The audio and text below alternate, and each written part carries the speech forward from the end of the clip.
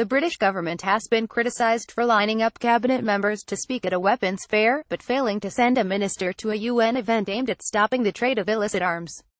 The Defence Secretary, Michael Fallon, and the International Trade Secretary, Liam Fox, are among those speaking at the London Arms Fair, which begins on Tuesday and is one of the biggest weapons and security fairs in the world. Harriet Baldwin, Minister for Defence Procurement, and Ben Wallace, Minister of State for Security, will also attend. More than 100 people were arrested in the run-up to the event as they tried to prevent arms companies from setting up their stands. The fair coincides with the Arms Trade Treaty Conference in Geneva to discuss the implementation of the historic 2014 agreement, which attempts to regulate the trade of weapons and promote responsible action by states. Anna MacDonald of campaign group Control Arms said it's very clear where the UK government's priorities lie. It is sending in the heavyweights, Liam Fox and Michael Fallon, to deliver keynote speeches at the arms fair and help seal million-pound contracts that could lead to the deaths of millions of civilians. But they have no ministerial representation at the Arms Trade Treaty Conference, where decisions made could save millions of lives.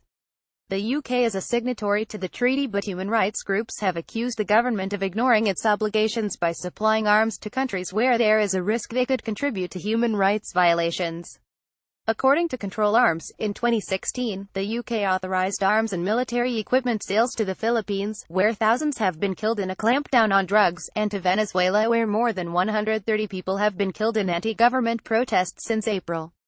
Campaigners also point to the conflict in Yemen, where airstrikes by Saudi Arabia have hit schools and hospitals, killing and maiming children. Since 2015, Saudi Arabia has agreed orders for British defence equipment worth more than £3.75 billion, mainly bombs and fighter aircraft.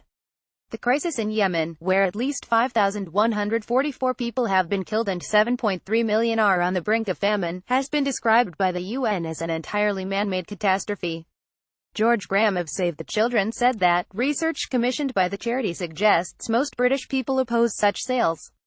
The UK must urgently suspend arms sales until there is a proper international investigation and our allies stop blocking vital humanitarian aid, said Graham. Our bombs are also being sent to countries which are killing Yemeni children, bombing schools and hospitals, and impeding aid access. The Arms Trade Treaty was the first legally binding international agreement obliging states to ensure responsible arms controls are put in place. It was heralded as a landmark move that could reduce suffering as a result of armed conflict. The treaty also requires states that export arms to consider the risk that weapons could be used for gender-based violence, or could harm children. Nono Butumiti, Program Director for Center for Peace, Security and Armed Violence Prevention, and who is based in the Democratic Republic of Congo, said that if implemented properly, the treaty could protect women. During the conflict in DRC, armed groups would get their arms without any control because at that time, there were no international regulations on arms trade and anybody could sell arms to anyone. Such weapons are still used today to terrorize women, said Butumiti, who is a member of the Control Arms delegation in Geneva. When someone has a gun, they have the power. A reduction in arms would mean fewer atrocities, and fewer atrocities against women. But campaigners say the treaty has failed to live up to expectations. MacDonald said too much time had been spent on process and shuffling paper, while signatories had failed to take any action.